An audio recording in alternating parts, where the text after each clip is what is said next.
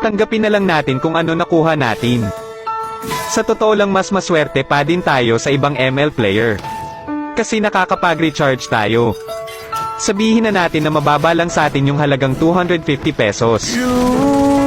Samantalang sila yung halagang 250 pesos ay katumbas na ng 5 kilong bigas kaya hindi na nila yon isusugal para lang sa skin.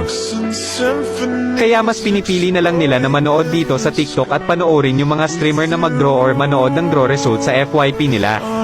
Kaya guys kung sa tingin nyo na hindi worth it yung nakuha nyo, tanggapin na lang natin kasi dun pa lang sa part na naka-receive tayo ng skin maswerte na tayo. Sana maging aral to dun sa mga player na galit kapag hindi nila nakuha yung skin na gusto nila. Kung ikaw yung player na ganun ito ang tatandaan mo idolo, maswerte ka pa din kasi may kakayahan ka gumastos ng halagang 250 pesos.